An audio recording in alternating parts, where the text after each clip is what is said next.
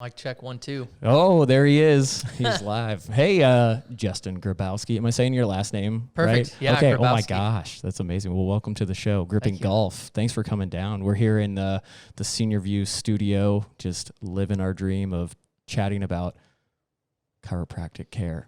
Well, thanks for having me, man. We've been talking about this for a long time. Yeah. How long? Yeah. Okay, so we met. I don't even know what year it was. Was it 7 years ago? Man, it had to be, right? Old office? It would have been, old practice? Yeah, it would have been 2013 or 12, right. Maybe.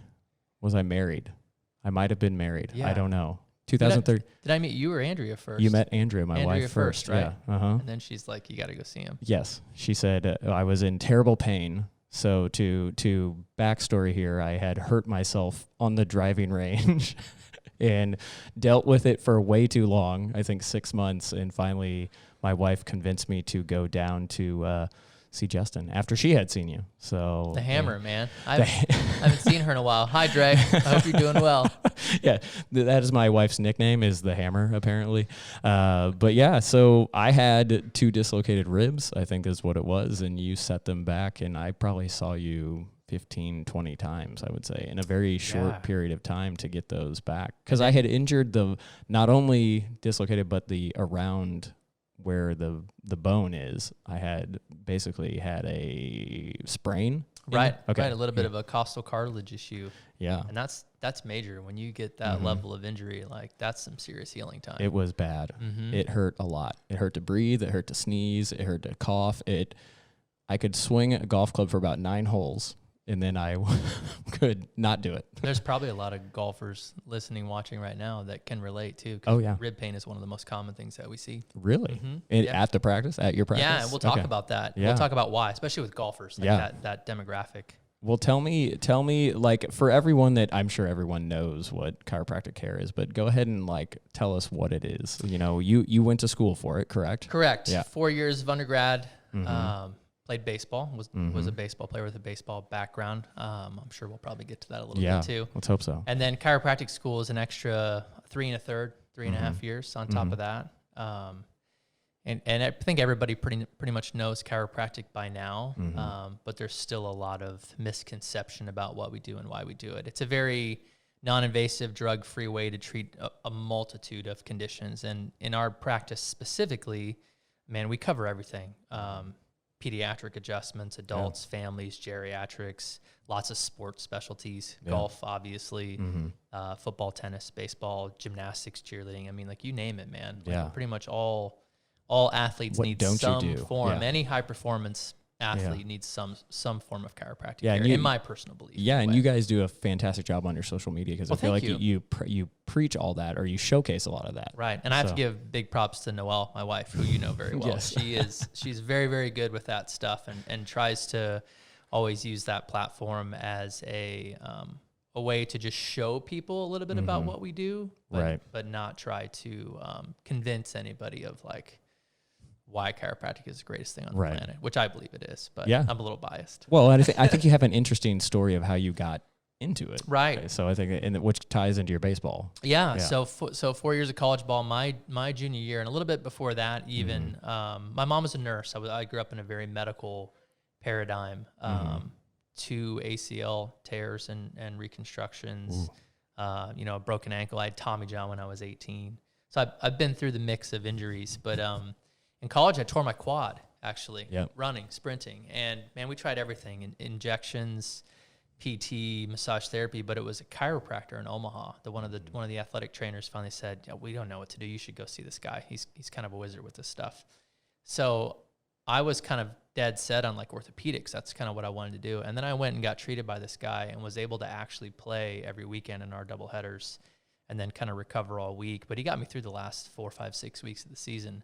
Wow. Functional, at least, enough to be out there playing. And I became fascinated with what he did, went and shadowed, saw the office, and it was just such a cool place. Like, everybody was so happy to be there compared to your typical medical office where really, like, nobody wants to be there. Like, it smells funny. Let's be honest. Yeah, so this dude was just working on people all day. He was so happy. He was going home happy, very fulfilled, like, just loved getting up and going to work. None of which is what you do today. You're not happy. Come on, Noel. Yeah. Make him happy. Yeah. So that was my big shift, man. And Wow. and that was my path. I don't regret it a single bit. Really? Mm-hmm. That's awesome. Thank I mean, and you came to Kansas City. Yeah. Right? Came down to Kansas City, went Yeah. to chiropractic school, kind of joined to practice with two other guys who are still good friends of mine. Yeah. As an independent contractor associate, practiced with them for 6 years. But the dream was always Grabouski Chiropractic, right? I wanted my own place, to do some work and do some healing. So we opened that. It'll be 5 years in February. So we're a little over 4.5. You know, I know it's gone fast. It's been that long. Yeah.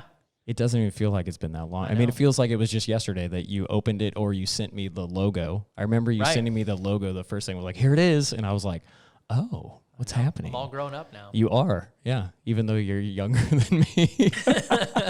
Not by much. Yeah. Not by much.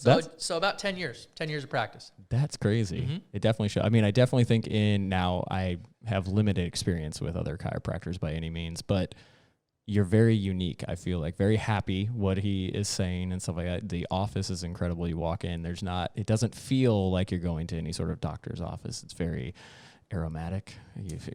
Try to be very intentional about that. We wanted to create a space where people could come in with whatever issue it was, do some healing, but enjoy being there. Right. In a very service-oriented office. Right. Everything that we do in our practice is directly for our patients. We try to not make it about ourselves, even though this is what makes this podcast a little hard, because when I'm in the office, I don't talk about myself. Whatever's going on with you is what we're fixing that day. You're all about business. But we wanted to change the paradigm a little bit, where you didn't dread like going in and sitting forever in a waiting room and not wanting to go certain places. We wanted to create something where it's like, man, you get up and you look forward to coming to see us, and you're feeling so much better leaving. And we're results oriented. So whatever it is that you're coming for, like I'm going to do my absolute best to fix that. And I've never gone in there and sat for an extended period of time. Even if I don't have an appointment, I feel like I'm in and out. Now, maybe I get special treatment. I don't know. But always get special treatment. Yeah. And I definitely, I think one of the things is like you are all about the business when you get there, because I can go back to when I would say I tore my quad playing softball and I came to see you and I probably said the F-bomb 1,000 times. I remember that. Yes. And I was sweating. It was awful, but you got me through it. Right. I mean, I would say, and it was not fun. I mean, when someone's pressing on the tear within a muscle and it doesn't want to go where you want it to go, but there's no scar tissue from it, well, that I can see or feel. Right.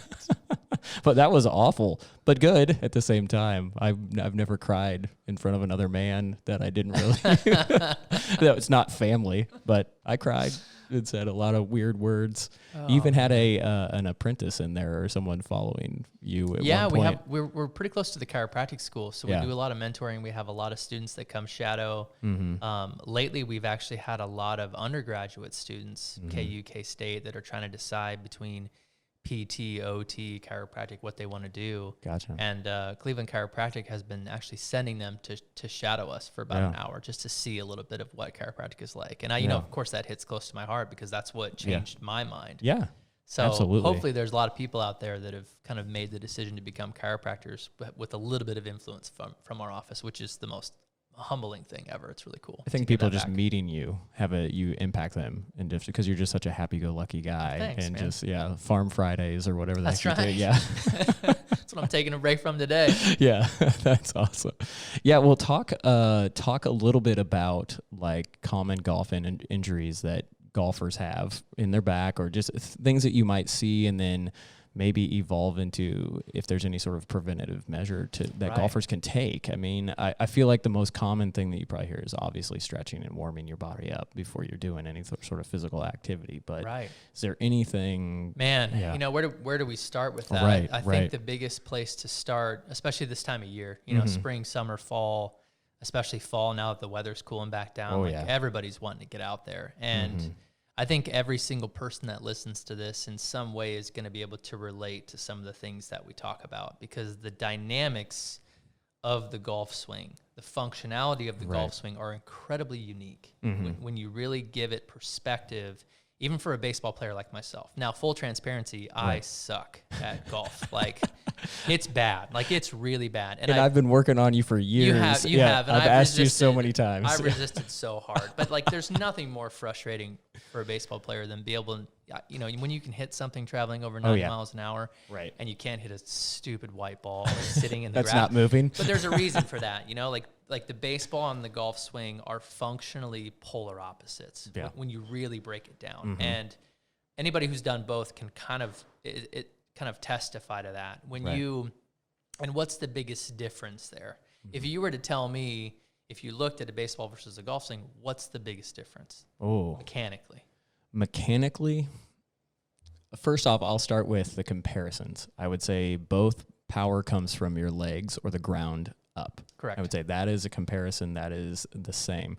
The first biggest comparison, or that is not the same, is the position of where you start your swing. Yes. So and back, you're right on it, man. And when you look at both, one is very open kinetic chain in a baseball swing, and one is extremely closed kinetic chain with a golf swing from the foundation up. Right. If I were to tell you to get in the batter's box on a baseball diamond and plant your spikes in the ground and say you are not allowed to twist your feet or spin your toes or your knees at all, go swing as hard as you can, then you realize the difference. Oh, yeah. Because in the baseball swing, everything is step forward, squash the bug, spin. So the whole lower half is open chain. You're throwing violently everything open and spinning. Right. And then you ask a person to step in the grass on the golf and plant your spikes in and say, okay, now the rules are different. Your heels have to stay planted. Your ankles have to stay planted. Your knees aren't allowed to spin. All of your rotation comes from a completely different part of the spine, which is the thoracic spine, your mid-back, where it's designed to come from.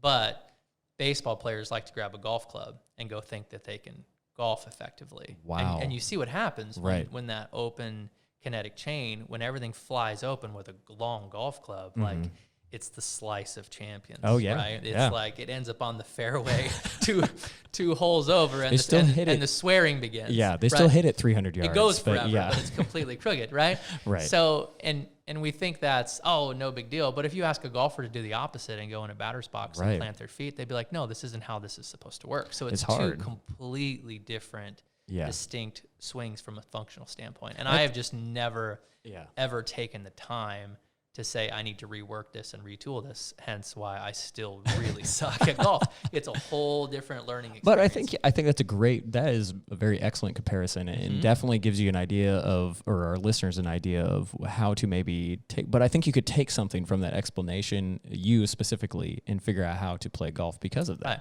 I think you could you can lift your heels in the golf swing, but you don't, like, they're kind of imaginary, staying in that same position. They return to the same position, except unless you're like a Bubba Watson person who flies all over the place.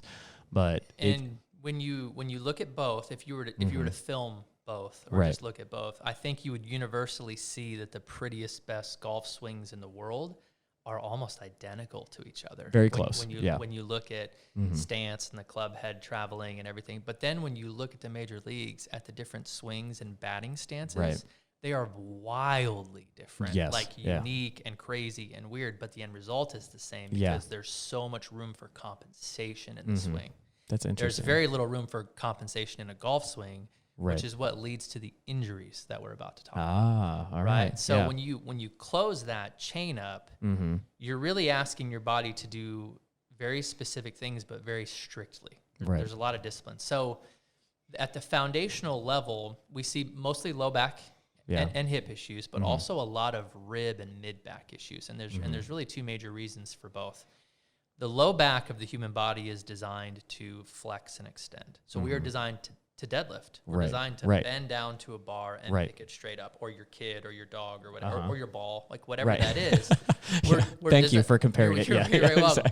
We're designed to do that. What we are not designed to do is that same motion where you would flex down to pick up a deadlift bar that's to your side and rotate. And rotation. And a common board question on all chiropractic boards is, what are the two mechanisms that cause 75% of low back and disc injuries? And it's a combination of flexion with rotation. So it's the bend and the spin. Yep. right? The bend and the torque. That is literally the golf swing. Right. Right. Yes. Like that's well, it. it reminds me when we did a CrossFit workout together, and you told me we were doing kettlebell, or no, we were doing single dumbbell deadlifts or something like that. And you grabbed me as we were doing this 2-man thing, and you go, "Do not twist." Right. And that's what he's talking about. That's exactly like right. that. That's Don't exactly it. Twist your back and lift this at the same time. So then most people right now would be like, well, then where the hell are we supposed to twist from? Right. Well, right. So if I were to take your body and put your hips in like a vice block on the sides and say, okay, now I want you to rotate and twist back and forth, you would see that the majority of rotation for our spine comes from the thoracic spine, up in the ribs. Yeah. That's where it's designed to come from. So then you look at the golf swing and say, okay, hips stay locked and everything stays stationary, and that's that very disciplined twist at the beginning and finish of a golf swing. Yeah. What happens there is, number one, the first place that we check in the golf swing, and there are multiple, and we'll kind of cover the big ones, but the thoracic spine restriction that we get. So this flexion, this like computer monster where people sit, when you are stuck, they're hunched over. Right. Yeah. When you're stuck in that position, you have no extension, and you have way less of ability to twist and rotate. Right. When that happens, where does your body force the rotation to come from? Lower body. Your low back. Yeah. Your low back. So your low back starts to do things it's not designed to do as much as you're forcing it to. Interesting. Especially in a golf swing. Yeah. And that's always where our injuries come from. Okay. Is compensation from an area that's being lazy or not doing what it's designed to do. But there is some degree of everybody's body is different, right? Correct. So golfers, I would believe, are probably naturally more gifted in the flexibility of their hips and lower back. Yes. Okay. Yes. All right. So and that also comes from the repetition of what you do. Yeah. Obviously you're gonna derive more flexibility and motion from that area because you're using it all the time consistently. Right. But when you drop Hopefully. right? When you drop back down to the foundation and you think about everything from the ground up, there are literally like chiropractic golf specialties seminars that you can go do where they start with the ankles. They start with ankle flexion and extension and rotation. Wow. So everything in the golf swing really starts at the ankles, moves up to the knees, moves up to the hips, and it moves up, up, up, up, up. When these chiropractors do this stuff, they do a little demo where they'll have somebody swing either on the course or on one of the simulators for a distance, and then they'll only treat the ankles. They'll adjust the ankles. They'll do a little bit of soft tissue work on the ankles, and they'll have that person pick up the club and swing again. Always 5 to 10 yard difference in just the ankles. Yeah. In just the ankles. And so all of our listeners are now rotating their ankles. They're like, now. wait a minute. Okay, this is weird. Interesting. Yeah. Take away mobility at the ankles. Right. And where does the strain go? Well, it typically goes up to the knees. Yeah. Right. And the knees are a hinge joint. Like a door hinge. Yep. They're just designed to work in that one plane. They are not supposed to be twisting and turning. Yeah. You and I were talking about Tiger Woods before this. Right. One of the major things that plagued him, besides his low back, was his knees eventually. Yeah. So he's the perfect example of this kinetic chain that we're talking about, where ankle mobility is huge. Yep. Then thoracic mobility is even more huge, Right. and then low back. But then you start talking about the accessory spots like the knees. Yeah. So if you're a golfer that has ankle pain or knee pain or low back pain, there's a really good chance that something is not doing its job properly, and you are compensating hardcore for it. It's a total body thing that you have to have ready. Like your whole body has to be doing equally the right amount of parts and the effort to have the proper golf swing. So then you take a guy like Tiger Woods, who physically his knees start blowing out because there's so much torque in that man's golf swing. It's violent that he's tearing cartilage. Yeah. And he's putting his knees through things that they're not supposed to go through in a golf swing because they're so stationary. So then what's the approach? Well, the approach is not like most people with knee pain would say, I need to fix my knees. But his approach is different, right? And he's got all these specialists that are saying, no, we need to work on low back and ankle and thoracic mobility, and your knees need strengthened. Yeah. Because they're being twisted and torqued in ways that aren't designed to be used that way. Same as low back with all the injuries and the surgeries and the things that these guys go through. But it's really like, where do we identify that we've lost motion where it's not coming from? Because it's going to cause an injury somewhere along the chain. It's finding the imbalance of where the weak point is. Wow. Interesting. I know. It's stuff that you don't necessarily think about because you automatically, even like a baseball or a tennis or a more dynamic swing, you don't see a lot of low back injuries or hip injuries in Right. baseball and tennis and open kinetic chain sports because Right. there's so much compensation. Everything's allowed to freely move. But you take a golf swing where you plant those feet and you're not really supposed to do as much as they are. Stupid game. It's a fickle game. And this is one of the reasons, though, right? Is the swing is so strict. It has to be so perfect for everything to function. And again, put you in a batter's box and have you follow those same rules, and you'd be like, no, this is stupid. This doesn't work. But it works for the golf swing because to hit straight, you have to have that amount of discipline in that swing.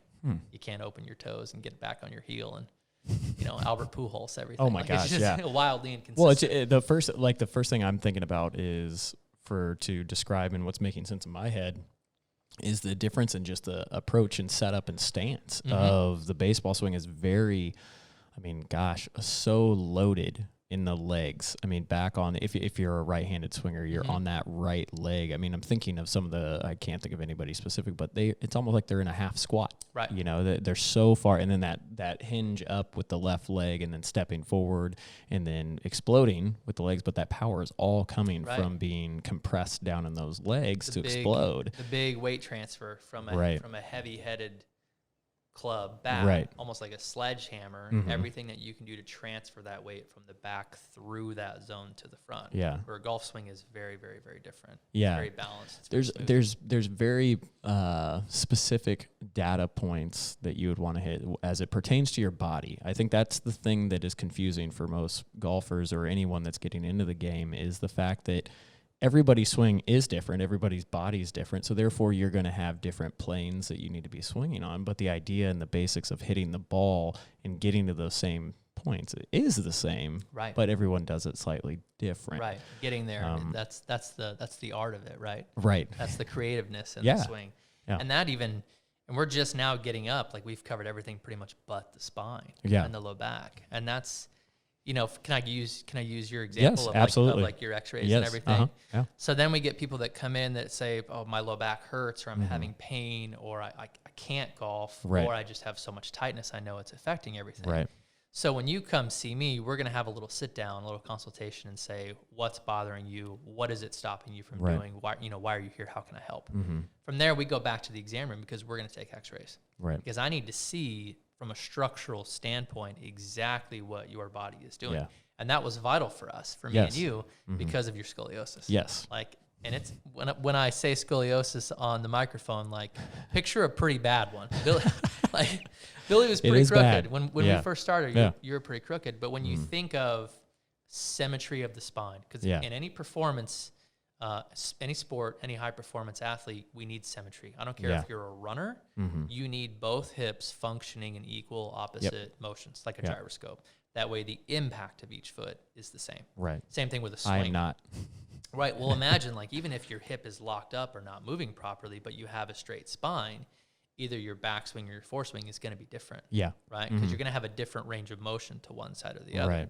Now throw a curvature in that back, a significant curvature. Right. And one direction of rotation is going to be easy. You're going to feel great. The other is going to be like hitting a brick wall. Yeah. And with a golf swing, that's huge. Yeah. That's huge. Because if you can't get the right range of motion in your backswing, you lose a ton of power. You can't turn properly. Yep. You can't get it in your foreswing, and you're going to lose accuracy. A lot of accuracy. Yeah. And most people don't even know they're in a dysfunctional state until we take the x-rays and I show them. Yeah. Here's what's going on. Here's that. Yeah. This is why you're having so much trouble. Correct. I'm probably going to say this wrong, but really the scoliosis is my spine is curved, but it was from an imbalancement in my muscles. Yes. Okay. Yeah. So somewhere along the way, typically what we see, slip, a fall, an accident, something at a younger age where the hips do go off balance, or the low back does go off balance, or the mid back, whatever part it is. Instead of 50-50, we're 60-40 or 70-30. Well, the body is a brilliant design. It will always achieve its own version of balance and compensation. So you're not going to walk around crooked. Your spine's going to curve and compensate. And typically by the time it shows up as pain, it's way too late. It's too late. It's the last thing that shows up. Well, and for me specifically, but I was a late bloomer. And so I didn't really have any issues until my early 20s. Right. And then all of a sudden it came on very quickly. And it's probably the cause of my rib stuff would be my guess. Correct. It wasn't really from me hitting a golf ball. It was the imbalancement in my muscles, but the hitting the golf ball just caused it to finally go pop. Right. And for you specifically, if you're lacking that range of motion in your low back, which you are to one side specifically, you're going to force that from the thoracic spine. Yeah. You're also going to force it from your knees and your ankles. Yeah. Right? Because your low back is our dysfunctional part. So the more functionality we get back into your spine and hips, the less strain your mid-back, your ribs, your ankles, your knees are going to have on a daily basis. So interesting. Golfing. It's so, and I, people can't feel what I feel, but like, it's very interesting to feel like how I can't turn as much to one side as I can the other side. And it's just because I'm compressed or I have more muscle density on one side than I do the other side. So flexibility is greater on one side than it is the other. Right. And it's just very interesting to think about. It's a very common misconception that I don't care if you're a yoga practitioner. Right. When people come in or when they face these things and go, well, my range of motion to rotating to the right or left is off, or this is off, or that, I just need to stretch it. Right. I just need to do this or do stretching or do foam rolling. Well, what we don't realize a lot of times is it's a very structural dysfunction. Right. So you can stretch until you're blue in the face, and like that's not going to straighten. It's not going to straighten your spine. Still can't turn. Right. Right. But that's what we do. That's what we're all trained to do. Is it's tight, stretch it. It's tight, stretch it. We'll just keep stretching it, and then you finally get to the point where you're frustrated. Yeah. And you go to somebody like me and say, "I've tried everything. What's going on?" And then you literally see your X-rays, and you go, "Oh." Well, no wonder. Yeah. No wonder none of the stretching is. Well, I can remember prior, the X-rays that we did, and I can remember when we first met, getting into the car after visiting you, and I remember like sitting at the steering wheel and being like, "This is a weird feeling." I'm like straight. Yeah. I just like, was like used to just being like cocked to the one side, and then like all of a sudden I would like get, and of course I still wasn't straight, but it felt better because it felt different. The muscles, I would say there was less tension in the, it opened my, I don't know, loosened me up a little bit, but it was definitely a different feeling and that's, and that's a great little kind of caveat too, is a lot of people think that chiropractic is only about like pain, neck pain, low back pain, whatever that. And once the pain's gone, they're good. No. But personally that it's about, with us anyway, in our practice, it's about correction. Yeah. It's whatever you come in with, your body has formed a very hardcore habit to that thing, probably years of that thing. So we have to retrain. We have to retrain. We have to reshape the structure. We have to create not only a new structure, but a stability in that structure. Yeah. So it's no different for a scoliosis patient than getting braces. Yeah. Right. You slowly move things back to where they need to be in that direction, but then you have to stabilize them there. Because if you were to just go solely off of pain, a couple visits, you're out of there going, "Oh, I'm great." But you are destined to be back with the exact same thing over and over and over. So if there's some of you who've tried chiropractic before, and it worked very short term, but didn't give you the results that you wanted, or you have this same low back pain or hip pain or rib pain that's like twice a year, you just know it's going to hit you. Something's wrong structurally. Yeah. There needs to be an in-depth look at what's going on to break that cycle. That is not a cycle that you are destined to be in forever. It just needs to be broken. Yeah. Like and I go every other week is what I do. And I have probably seen, I'm guessing, I don't have the exact numbers, but probably a 20 to 25% improvement in my spine alignment. So, I mean, it works. I'm not saying it doesn't. I think that I would say my question for you now is, what are some of the things you hear that people are hesitant to go see the chiropractor for? Oh, well, or why? That one specifically is, well, once you start going, you have to go forever. Yeah. Right. That's absolutely not true. Right. Especially in our practice. That first 2 days, when I review your x-rays, like, we're going to have a moment to sit down and I'm going to tell you, here's exactly what's wrong. Right. Here's what needs to be done. Here's how long that's going to take exactly. And then here's the answers to any other questions that you have. When we complete that treatment plan in my practice, that option is 100% yours. I can release you from your care. You can handle it on your own. Call me if you ever need anything at all. That's not true. I'm captured there. Or he won't let me or leave. I get you're a little different. I told you you're special. Yeah.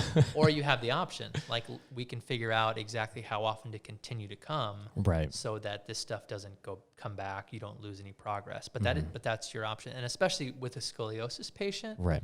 like I would never recommend as a scoliosis patient golfer that you just never see a chiropractor. I thought you were going to say don't golf. Right. Well, Yeah, no, yeah. I want you golfing. That's the whole point of you coming to see us. Yeah. Is to keep you functional so you can Yeah. do the things that you want to do. Oh, but I would never recommend you going too long. Yeah.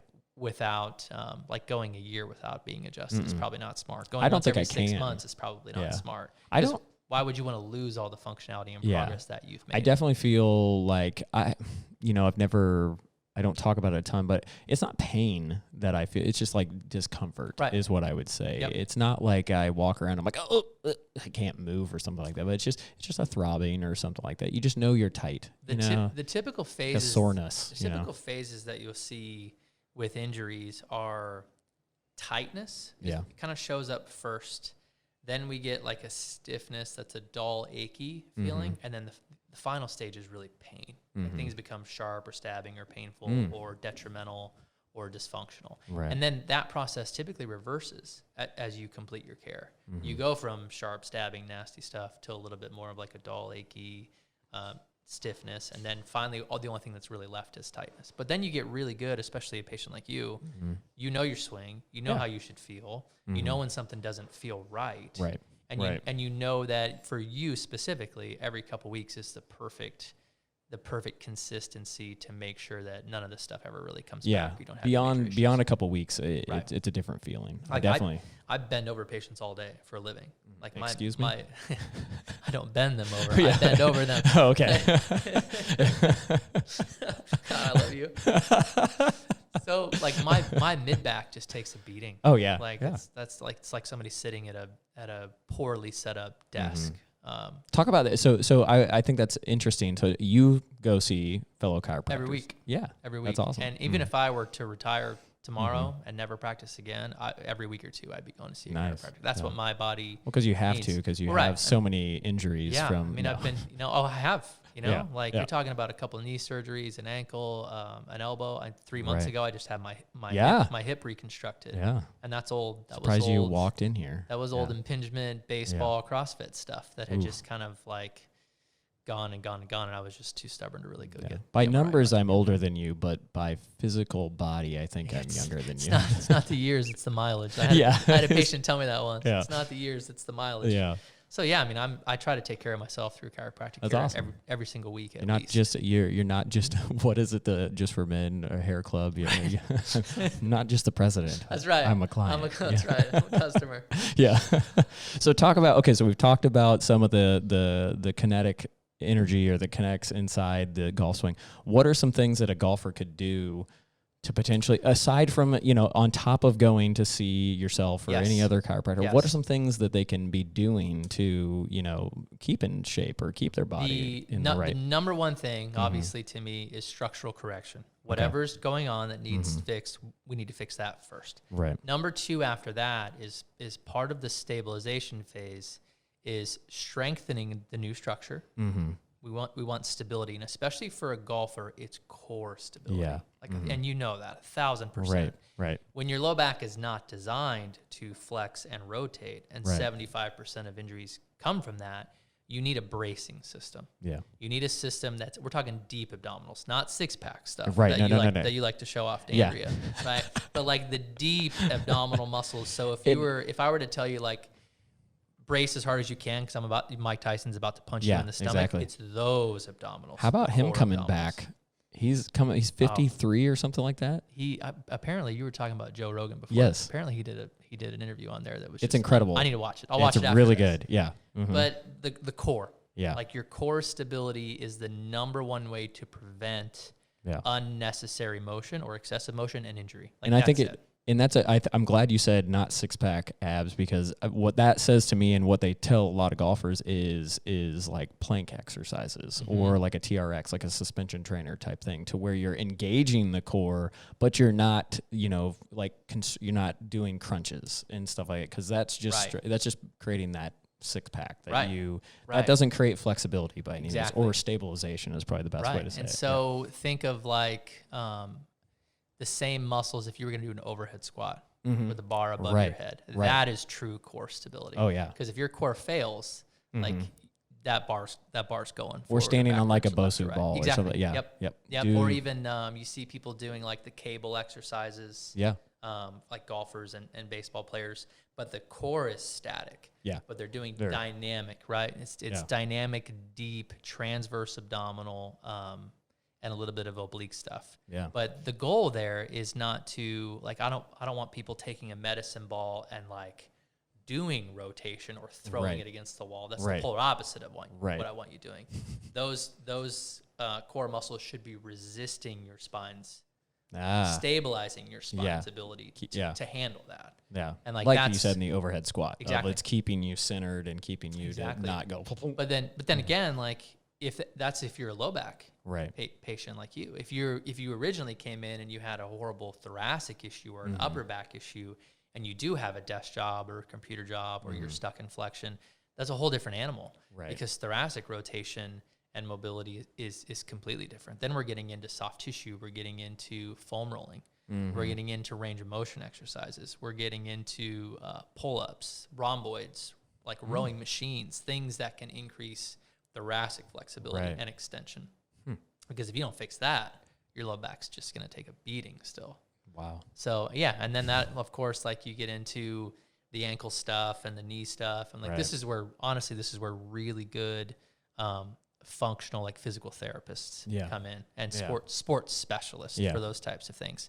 Like that's not stuff that we do in our office. Like I'm not going to hang out with you for an hour and watch you do these exercises. Like I'm going to send you to the experts who I would go to for those things after we fix the structure.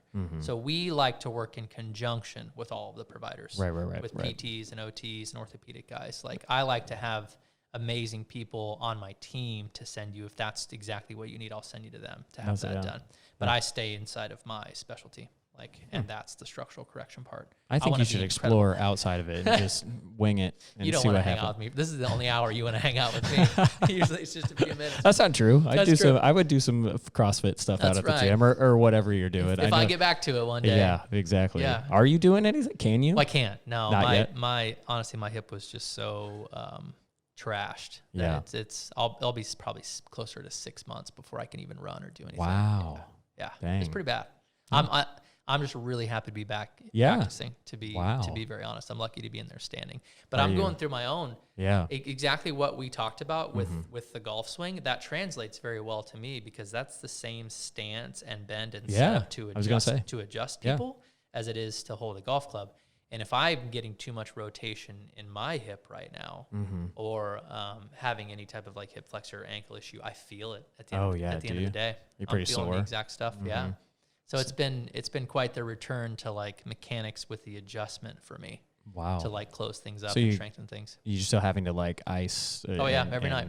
And it's all glutes, man. Like for me, it's just all glutes, because that's where all the hip stability comes from with my issue. And is core and glutes. You got glutes for days. Yeah. So pretty much like what you've been doing for all your golf stuff is exactly what I've been doing for my hip. That's crazy. Well, see, more reason for you to actually get into golfing then. Maybe one day. Maybe one day. Come on, you could do a Grabouski tournament. I always tell Noelle, I'm like, I'm not really in a hurry to go be angry for 4 straight hours. And that's not really what I want to do with my Saturday. And until I fix my swing and do it right, that's exactly what it is. It's just 4 hours of being angry. I just love that. I really don't feel like being angry for 4 hours. That's awesome. As much as I want to hang out with you, like I'm very competitive. Yeah, and like watching you be amazing and me sucking, that's just like the worst. The worst situation in the world for me. But it's so much fun. You get to hang out with people. You can drink beer. You can do whatever you want. But then I'm taking up somebody's spot who really enjoys the game and loves the game and like and is good at it. So I'd rather come do a podcast with you or go, go fishing or do CrossFit or something until I'm good at golf. You're a big fisher. That's right. One day. How often do you fish? Are you fishing all the time? You know, I try to. I try to go as much as possible. That's just my break from the city and work and everything. Like, you know, Noelle always catches bigger fish than me, which is the sad part. I know if I don't say that, she's going to be like, why didn't you tell people that I'm actually way better at fishing than you? But man, I love it. It's the peace and quiet. I get that peace and quiet time from fishing or doing other things out on the farm. It's the same thing that golfers love, right? You go out there to get like that little bit of you time, that little bit of nature time, some sun, some air. Some vitamin thinking. D. See, and again, if you're good at golf, you can achieve that because you enjoy being out there and you're not angry and like all fired up about it. That's not 100% true. Like you hit like one good shot around and you're like, I could play tomorrow. Right. Yeah. Right. So, one shot. Yeah, exactly. Like, I'll be back. It's typically on the last hole too. It's like this round was horrible and you're like, dang, that's the drive I've been trying to hit all day. All right. What time are we playing tomorrow? That's the same thing for the baseball players, right? Like nobody wants to walk out of the batting cage after a terrible swing. Or you have to leave on like that perfect swing so you're feeling good. That's a great way to think about it. In the like the batting averages of really good baseball players, you're only talking about 30 to 40% of the time they're actually doing something that is good. And then you sit there and golfers go and play golf and it's like, why are you so angry? You're probably only going to hit a good shot maybe 10 to 20% of the time. Right. Because there's professionals are a different animal, but those guys don't. I mean, watching the statistics that they put up on some of the golf tournament stuff, there was like a putt that Dustin Johnson had last week. It was like 46 feet or something like that. And they put his make percentage up there. It was 2%. 2% of him making that putt from 46 feet, which is a hard putt to make. It's a long ways. It's a very long ways. But still, for a professional, at 2%. And then you get closer, and you get closer to the hole and stuff like that. It's still not that high. Right. And then we have the average weekend recreational golfer going out there, like you're saying, and getting angry for 4 hours because they didn't hit every shot perfect. Well, hello.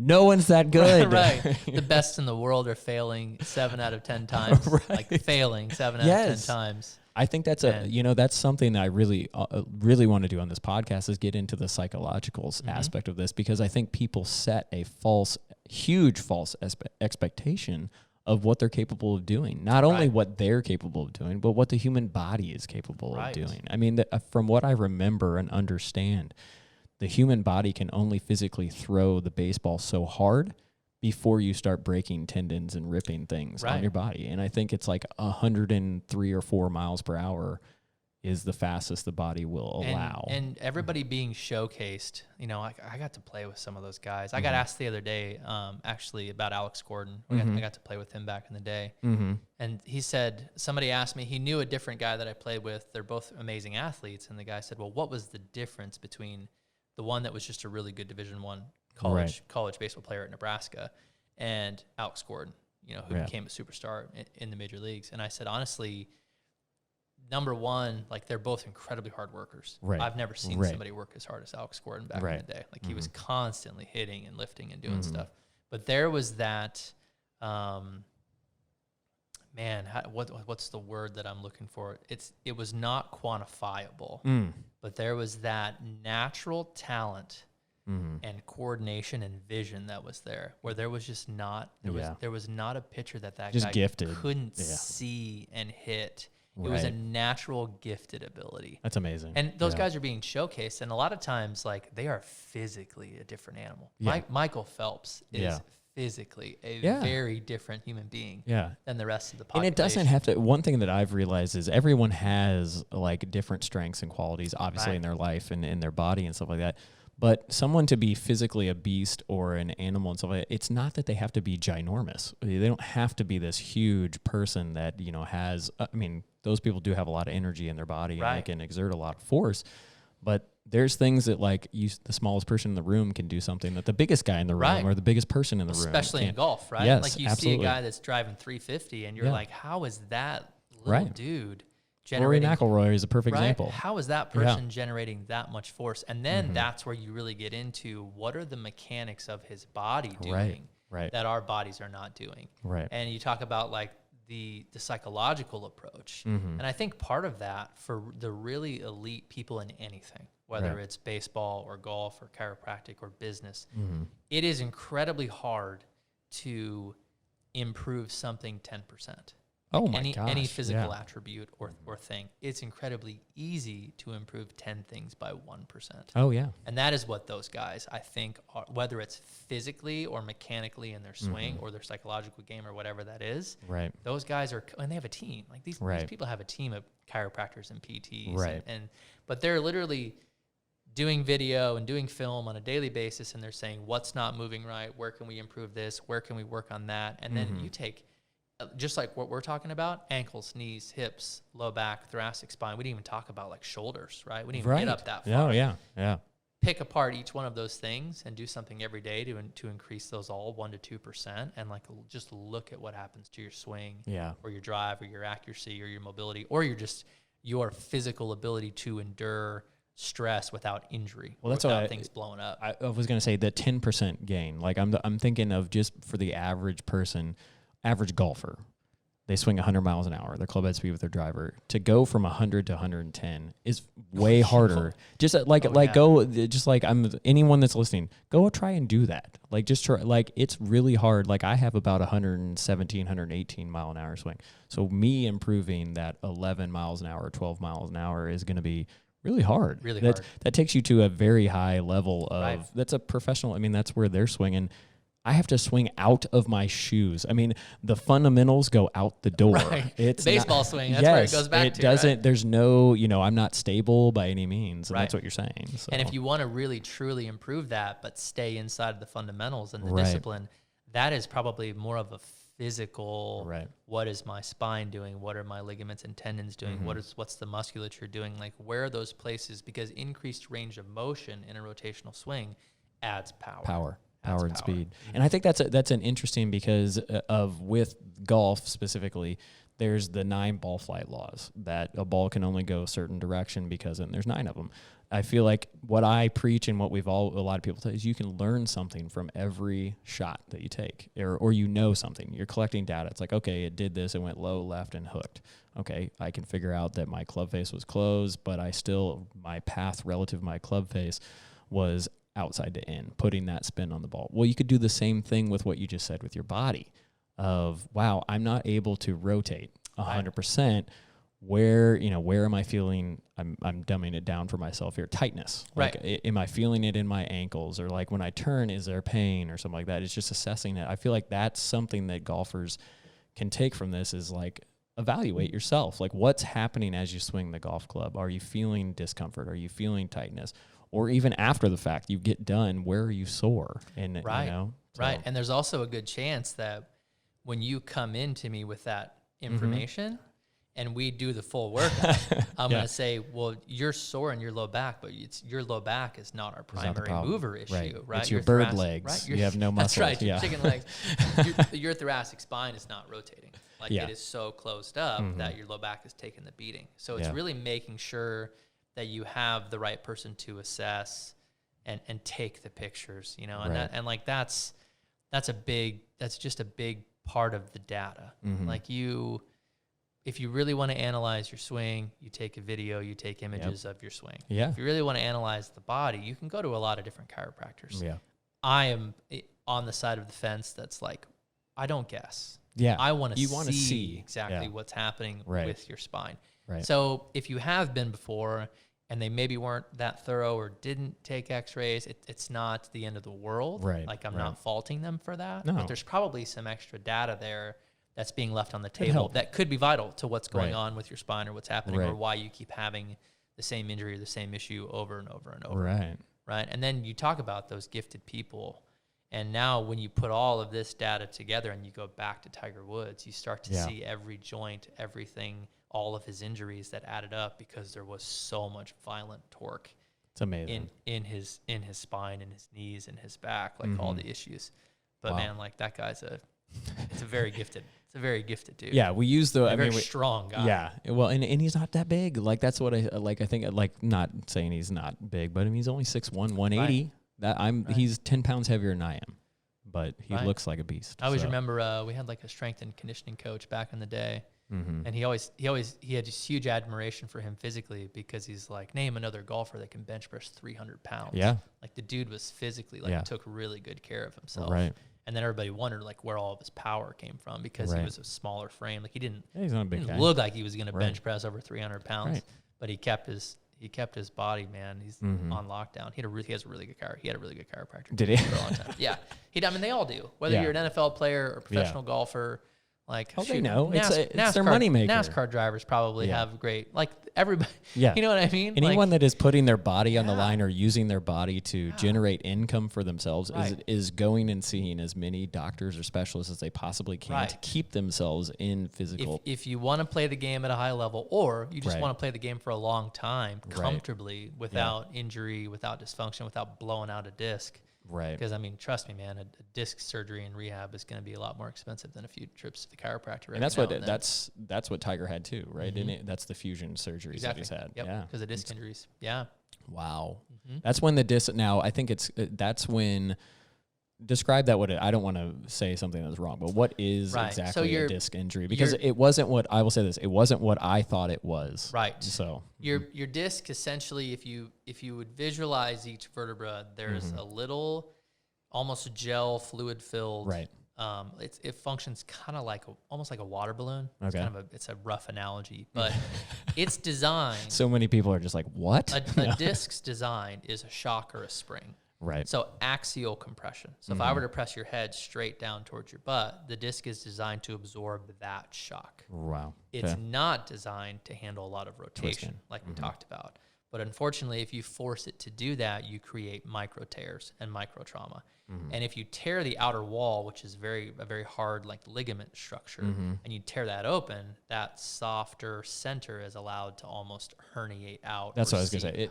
What I've heard is like a hernia, basically. Correct. That, yeah. And so discs go through a lot of trauma with rotation, especially if they're compressed and rotated, which is what happens when you flex. Yeah. They're designed to more like absorb the shock while you're running or lifting or like load something on your back. Yeah. They're really not designed to do that and twist and rotate at the same time. But unfortunately, that's the golf swing. Right. Like that's what it is. And it's different because even a baseball swing, you're more straight up. You're not flexed nearly as much. I was going to say that we talked about a little bit of the differences, but that is another big thing. Huge thing. Yeah, you're not so much hinged over at the hip. You're allowing your spine to rotate in its natural state, which is stayed up, rather than a flexed, closed state. And so disc injuries are very prevalent just from the mechanics alone. And once you injure one, again, it's ligament structure on the outside. They don't heal well. Yeah. You can get pressure off of them. You can mild ones you can handle really well, but they're not going to love the golf swing very much after that. Don't hurt your spine. Right. Or your So disc if you think of like the best way to think of this would be like a bike chain.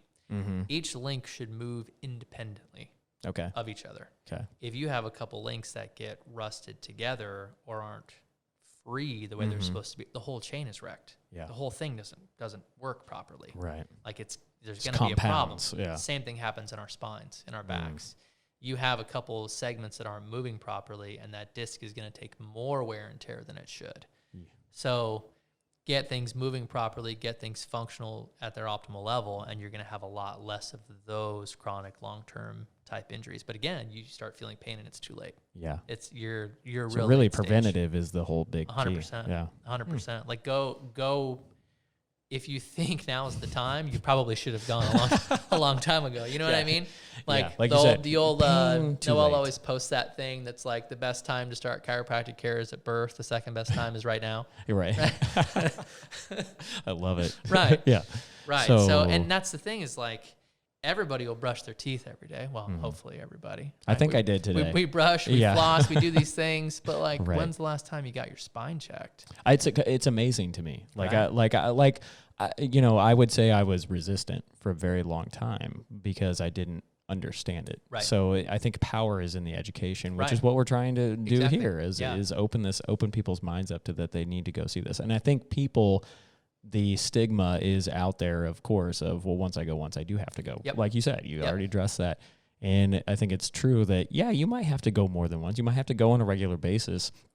But like the frequency of which you go could be short or it could be long, depending on what you're dealing Right. with. For me, it's shorter. Every patient is extremely Yeah. unique, and unfortunately, sometimes every chiropractor can be extremely unique. Yeah, different. And, and like any profession, there are some that I'm not the most proud of that represent our profession.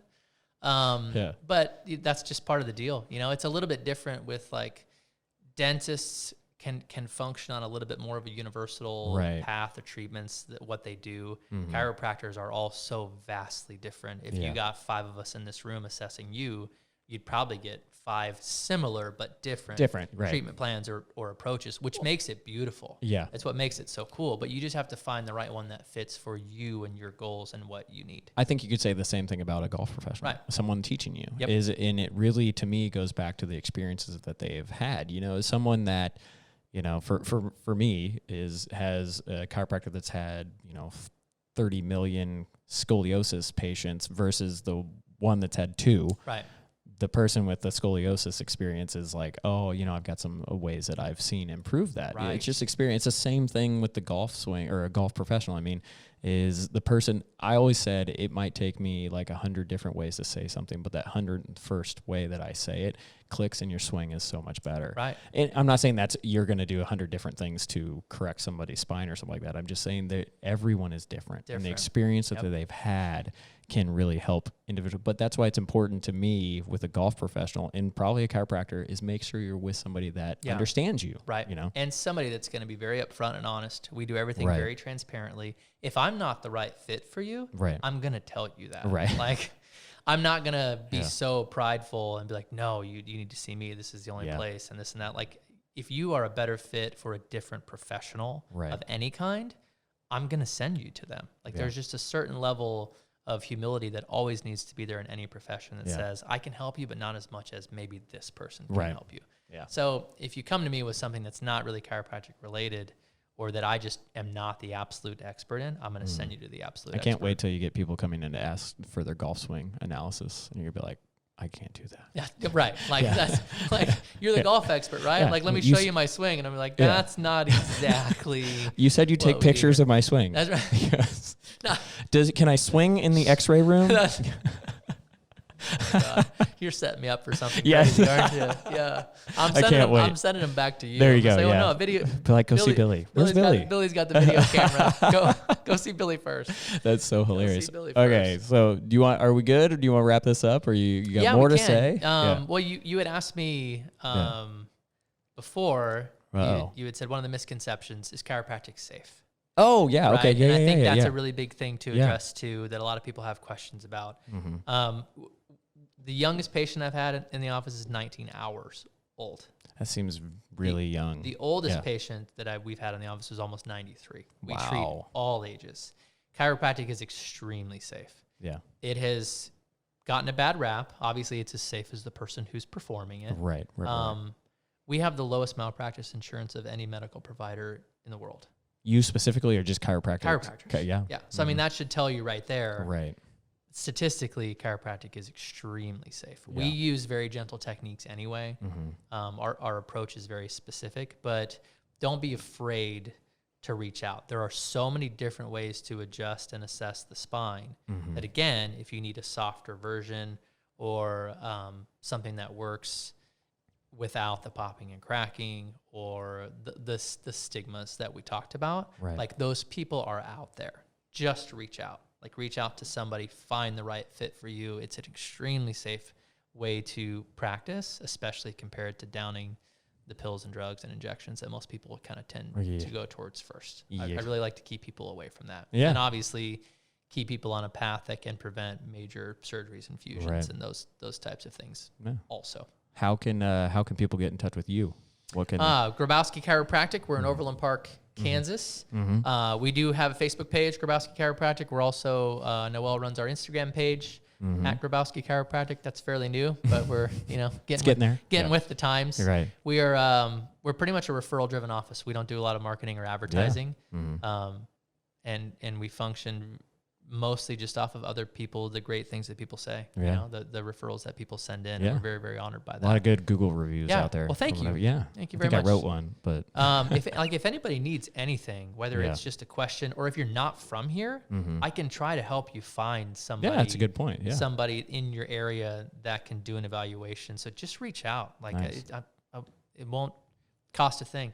Reach out, call, email. Like I'll help you find a good chiropractor. It doesn't have to be me. Right. I don't care if you're in the Northland of KC or Right. or where you're at. Like find a good chiropractor. Yeah. I You just wanna help people. Yeah, Yeah. absolutely. I Especially totally get it. especially golfers. I mean, It's the only people he does it I with. have been yeah. seeing them every single day for the past months and months. And It's amazing. So through the pandemic and everything like that. oh yeah, because that's like people's retreat during the Yes. pandemic has been out to the golf course a lot, and like take any athlete or person that's Right. used to doing something, running, golfing, Yeah. lifting weights, CrossFit, whatever that is, and you take that away from Can't them. do it. And Yeah. I talk about stress on the body and the Yeah. mind and the brain. So, Oh my gosh! I think that I've heard several courses in Kansas City, just in Kansas City, have already broken their amount of rounds Man, that I they can did see in that. 2019. They've Right. already surpassed. Whatever. I can tell you the most surprising thing that I've learned in all of my years treating golfers is how much you guys gamble while you golf. Oh, with it's a each other. lot. That is Yeah. incredible to me.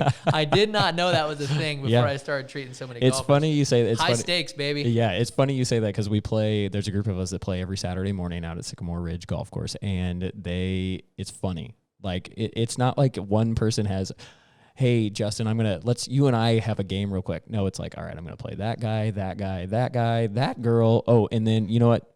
Justin and I are going to take you two on, and it's like $20 each bet. And so like you'll have like $140 in bets out there, and you end up like with a wash because you won enough and lost enough. Listen, Yeah. if you want a leg up in your money making, call me. Let's start getting you adjusted, and There you then go. when people are like, "Man, what got into this Yeah, guy? man, Like, he's hitting the just, ball hey, so just he's say, hey, clearing that left side so well now. I got a guy. Yeah. Here's his card. I got a guy. When I lose, I just hand them your card, or when I win, that's what When I'll you say. win, Yeah, not when I you win, lose. yeah. This is we practice the winners. It's Billy. as good as money. This is the practice of winners. Yeah, that's awesome. Hey man, thanks for having me. Of course, thanks for having coming me. on. Thanks I for hope coming down everybody here. at least got something out of it about our approach, about what we do. Yeah. But I truly mean it. If anybody needs anything, reach out. I'm Yeah. happy to help. We'll do it again. So I'm ready. All right, man. Thanks. Thank you.